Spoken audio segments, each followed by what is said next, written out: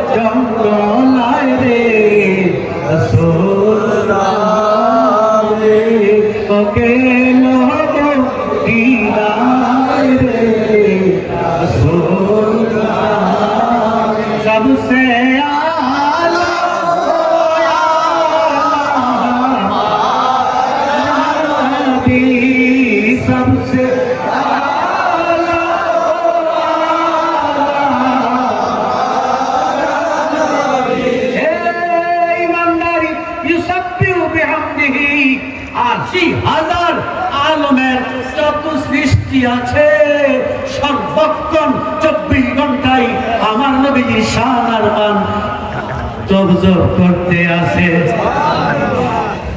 চন্দ্র সূর্য গ্রহ নক্ষত্র জিন ফেরেশতা সর্বক্ষণ তাদের হায়াতের রিজিকের মালিক আমার নবী মুহাম্মদ রাসূলুল্লাহ সাল্লাল্লাহু আলাইহি ওয়াসাল্লাম রাসূল পাকের জিকির তিনি শান মান সর্বক্ষণ পড়ছে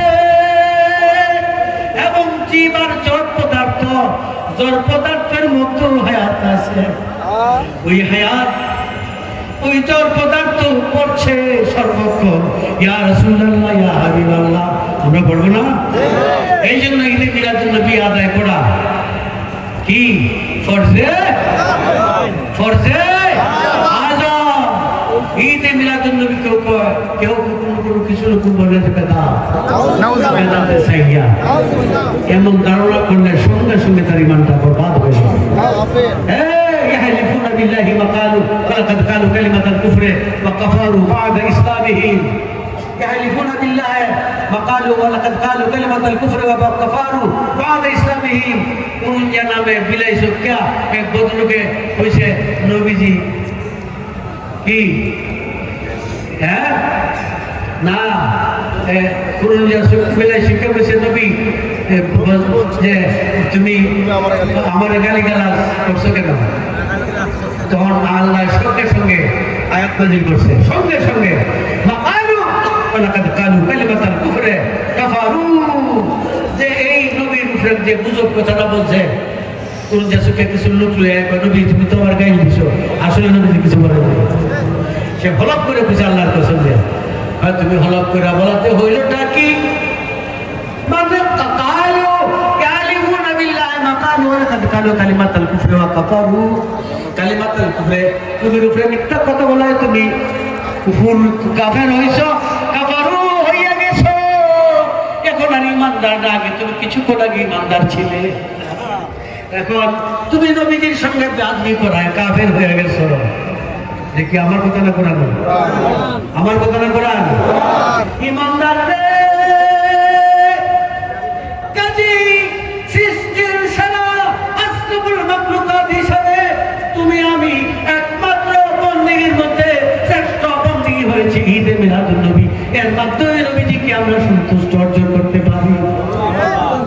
হুজুর নামাজ রোজা হজেগা এগুলো তো কি হবে, এগুলি করবে আল্লাহ খুশি হও তোমরা যে তোমাদের মাঝে আমি আমার নবীজিকে আগমন করাইয়াছি। এমন খুশি হও যে খুশির আর শেষ সীমানা নাই। আল্লাহ কয় খুশি হও, যদি আমরা নবীজির আগমনে খুশি হই, আল্লাহ কয় জাহান্নামের আগুন এই দুনিয়ার মাটি তোমার জন্য হারাম। 3.5 হাত জায়গায় রাখবে, এই 3.5 হাত জায়গা থাকবে না, এই জায়গাটা তোমার জন্য প্রমাণ পৃথিবী হইয়া যাবে, জান্নাতের বাগান হয়ে যাবে। ফেরেশতারা ওয়েলকাম রিসিপশন করিয়া তোমাকে নবীজির দিদারে নিয়ে যাবে। এই দিদার আমরা দেখতে পাইতে চাই কিনা? হাত উঠাও, পাই চাই কিনা? দয়াল নবীর আগমন, শুভেচ্ছার স্বাগত। দয়াল নবীর আগমন, শুভেচ্ছার স্বাগত। দয়াল নবীর আগমন, শুভেচ্ছার স্বাগত। মুসলমান বড় সুন্নাহ রেজবি বাবা কোরআন হাদিস এলমা কাছে এই বিষয়গুলি নিয়ে আলোচনা করতেন, আর তিনি কে রাস্তাঘাটে মারবার জন্য লোকজন রেডি হয়েছে। এটা তো হবেই, যেহেতু নবীজি বলছেন যে 70টা দল হবে। এগুলো আমি যতক্ষণ বেঁচে থাকি, মা ভালো মেরে দাও, আমি বলবো যতক্ষণ বেঁচে থাকি তার না মারা পর্যন্ত জবান বন্ধ হবে না। এই বাংলার মুসলমান শিয়াতা মাওলা তাজদারে মুহাম্মদ মুস্তাফা সাল্লাল্লাহু আলাইহি ওয়াসাল্লাম, তিনি ঈমানের মূল, তিনি ঈমানের সবসে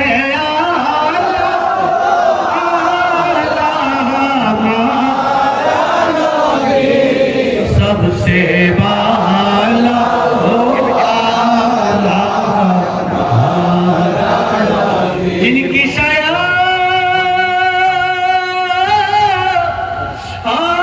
अर्शे खुदा पर जुलूस है सुल्तान नबी যখন আল্লাহ হইতে, নবী যখন আল্লাহ হইতে, এর আগে নবীজি আর আল্লাহ একসঙ্গে খেলা খেলেছে। এর আগে কতদিন, তার জন্যই রে কতদিন আল্লাহ নবী একসঙ্গে প্রেমের আলোচনা করেছে। আলোচনার সারফল হচ্ছে কোরআন হাদিস এজমা কি জানো সারমর্ম। এরপরে আল্লাহ যখন 80,000 আরব বানাইয়া নবীজিকে পাঠাবে, তখন আল্লাহ কতুস্ত এইবার তোমাকে আরসালনাকা ইল্লা রাহমা, এই দুনিয়া তোমাকে রাহমাতুল লিল আলামিন বানায়া দুনিয়াতে পাঠাইলাম। এই জন্য এই দুনিয়ায় থাকতে আযাবটা নাই তোমার আমার। কেন? রহমত যেখানে রহমত সেখানে নাই, যেখানে আলো অন্ধকার নাই, নবী যেখানে আছে সেইখানে তোমার পাপ নাই রে। একদিন হবে তোমার যথাযোগ্য জবাবে দিতে হবে। যদি করবে নবীজির সঙ্গে বেয়াদবি, তাহলে এই গুস্তাখির আর মাপ পাওয়া যাবে না। সগীরা কবিরা গুনাহ করবে, মাপ হবে। নবীজির সঙ্গে বেয়াদবি করবে, মাপ নাই কোন জনমে।